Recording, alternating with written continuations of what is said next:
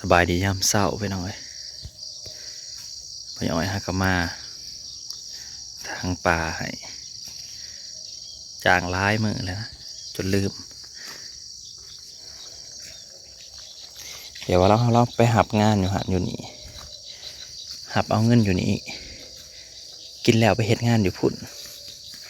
หับเอาเงินอยู่พุ่นกินแล้วมาเฮ็ดงานอยู่พี่ประมาณไปยำไปมาอันนี้ก็มาใส่พุ่นนั่นต้นหมักมีต้นหมักม่วงไปน้องเว้ย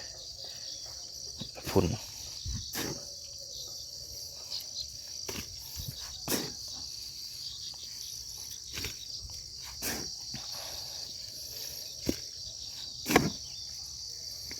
ต้นหมักมี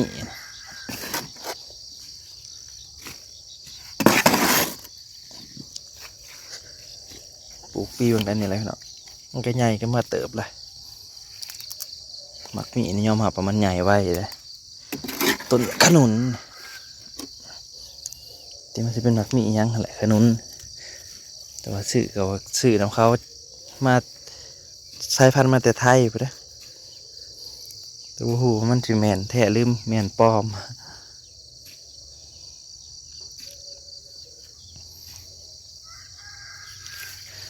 มาใส่ฝุ่นต้นมะม่วงน้ำเลยนี่ต้นมะม่วงแต่ว่าอีก2-3 ปีข้างหน้าให้มีกินนะมะม่วง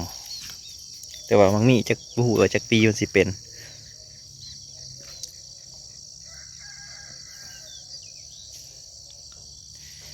ใส่ฝุ่นใส่พูนส่วนแรกก็จากชิมาเขาล้นน้ำล้างไปเนาะเอามาขุดดินให้มันพุ่นมันลงไว้นี่ก่อนส่วนไว้ก่อนชิมาพรวนดินอีกเทื่อหนึ่งทางเนี่ยเอามือนำมะม่วงต้นนี้ผู้ว่าเป็นมะม่วงยังเป็นมะม่วงมันหรือว่ามะม่วงซาวเส้น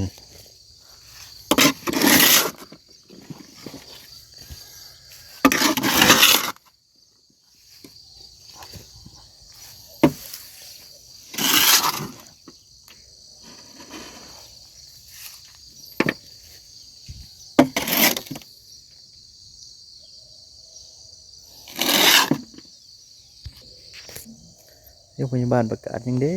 เป่งอยู่วันที่สว่างนะ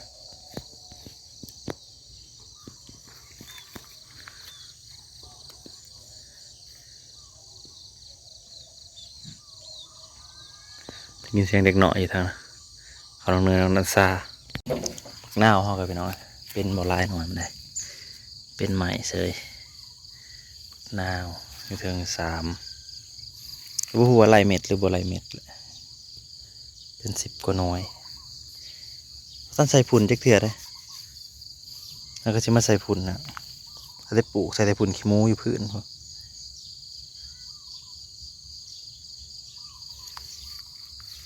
โอ้มันนี่แดดจัดอีกแล้วแดดออกแล้วจัดเลยมันยังมีเสียงตัดเข่าอยู่ไฟยังหมดแล้วเนาะมีเสียงตัดเข่าอีกเดิน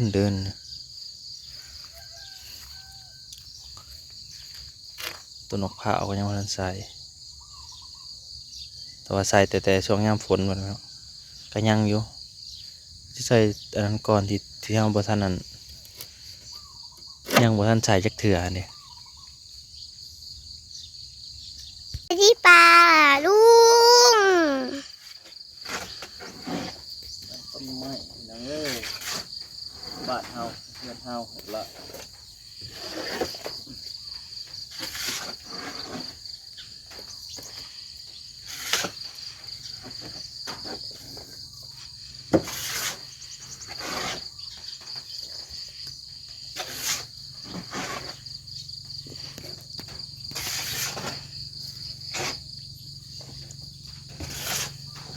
จะได้กิน2-3 ปีข้างหน้าเลยคนฝุ่นมาใส่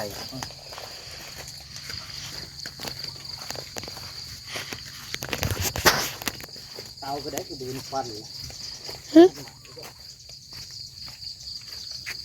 งูหน่อยไปปีนหัวเตา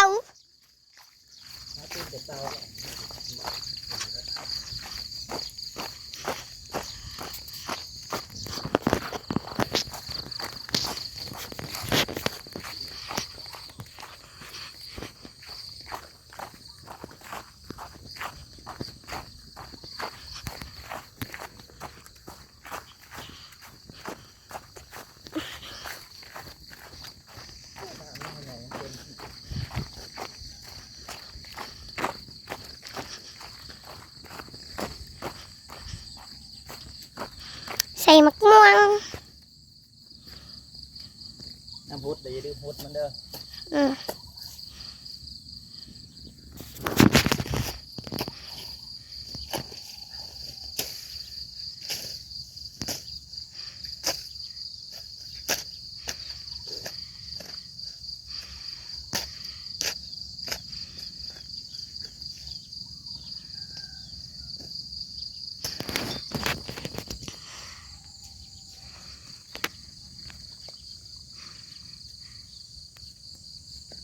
ม่วงน้อยมากอยู่หาต้นเลยอยู่ในในเดียวเก็บใหม่เป็นหมด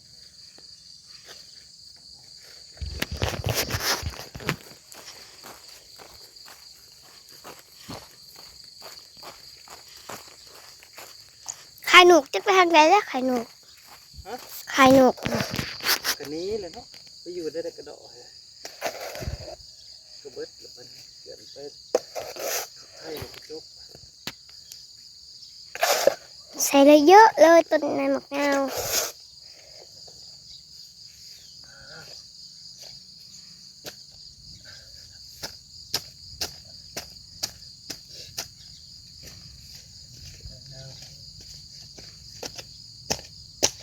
เสียบมา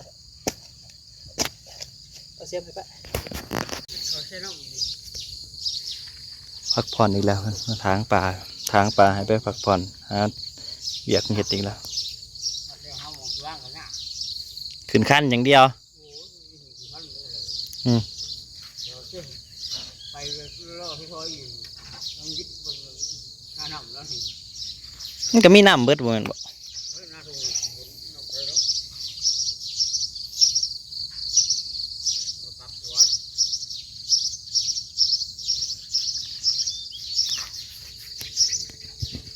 ต้นนี้น้ำเงินเขาแลกหรอบ่เฮ็ดงานใส่หนีเนี่ยมันยากเนาะ กำลังเอาไปกินเบิด รับโทรศัพท์อะไรลูกว่า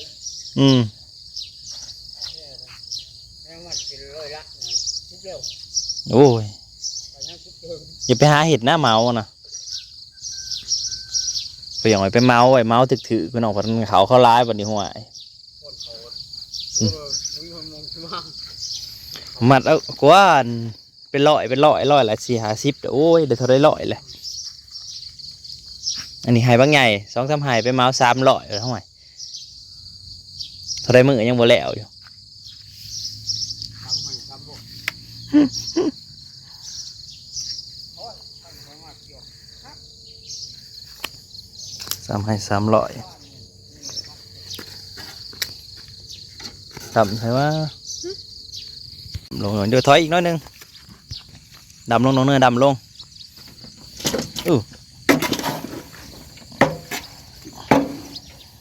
ใส่พุ่นมะพร้าวกันไว้บ่ให้ขาดพุ่นให้กินอยู่เบิดปีให้ใหญ่ไว้นี่ก็ยังใหญ่เติบละ ลูกก็มาใหญ่ก็ได้ นี่ก็ยังใหญ่เติบถอดยอดดีๆนะเห็นนะเพราะเขาใส่พุ่นตลอดแต่ตอนเราซื้อมาก็เห็นบ่ก็ติดอยู่ในหมากเนาะตอนนี้ก็เริ่มออกกุกออกกอแล้ว นี่หน่อยมันจะกิน ซื้อมามันก็ต้นน้อยๆนะยิงไว้ก็ยังบ่อยู่ต้นมันน้อย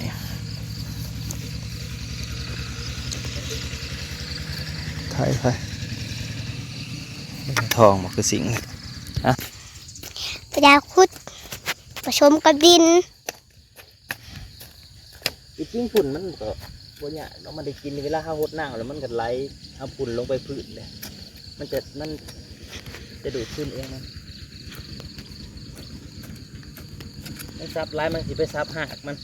เพราะว่านี่หากมันขึ้นมาแหละตอนนี้หากมันขึ้นมาดูดซึมแล้วนี่ให้บอกหากข้าวเลยขุดไล่ก็บ่ได้ คุดกับคุบแถวขอบ ปวดนะซื่อๆ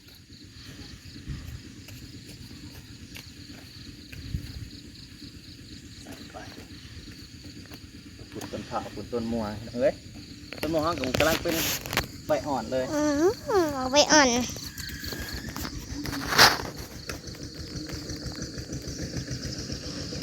น้ำคือ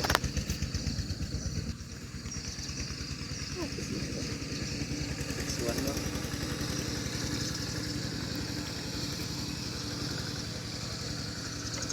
แล้วอยู่หรอเข็นมา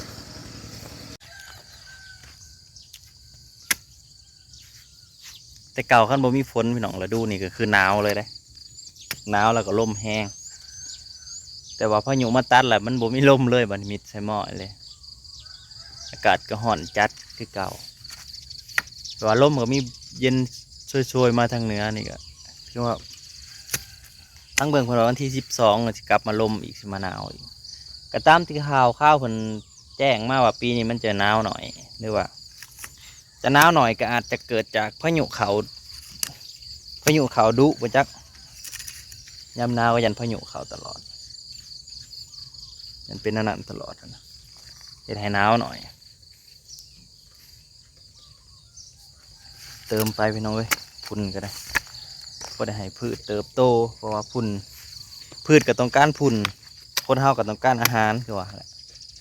บ่มีอาหารก็การเจริญเติบโตกันเนาะการเจริญเติบโตก็ช้าต้นนี่ดำลงฮะ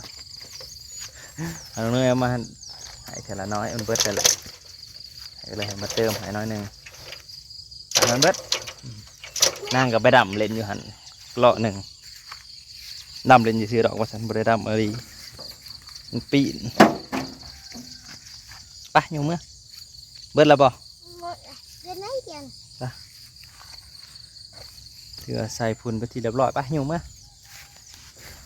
แล้วเห็ดอยู่เห็ดกินเอาเลยปิ้งเขียดก่อน